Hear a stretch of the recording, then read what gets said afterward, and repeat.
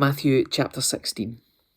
One day the Pharisees and the Sadducees came to test Jesus, demanding that he show them a miraculous sign from heaven to prove his authority.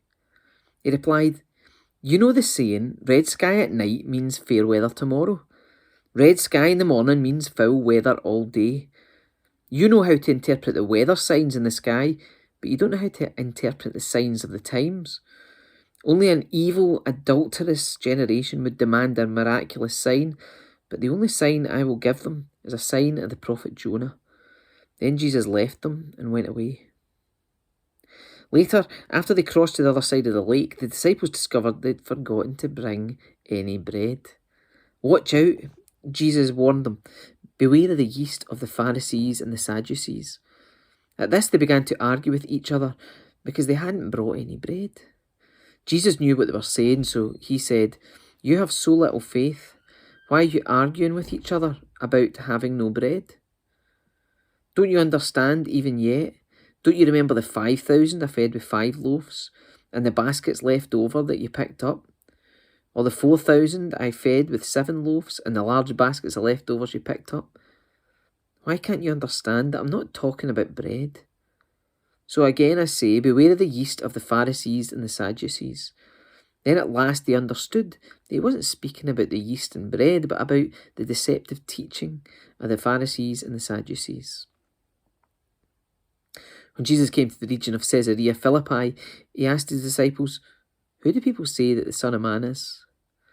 Well, they replied, "Some say John the Baptist, some say Elijah, and others say Jeremiah or one of the other prophets."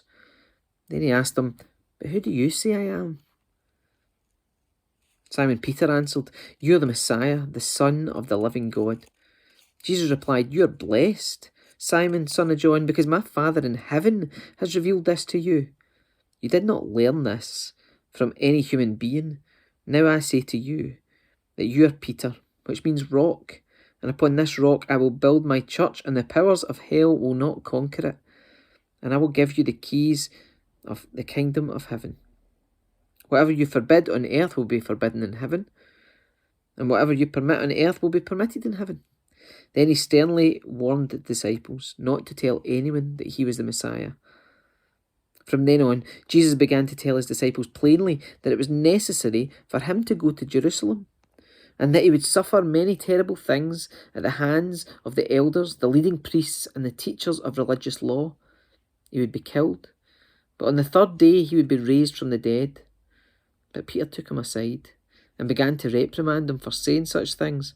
"Heaven forbid, Lord," he said, "this will never happen to you." Jesus turned to Peter and said, "Get away from me, Satan. You're a dangerous trap to me. You're seeing things from merely a human point of view and not from God's." Then Jesus said to his disciples, "If any of you wants to be my follower, you must turn from your selfish ways, take up your cross, and follow me. If you try to hang on to your life, you will lose it.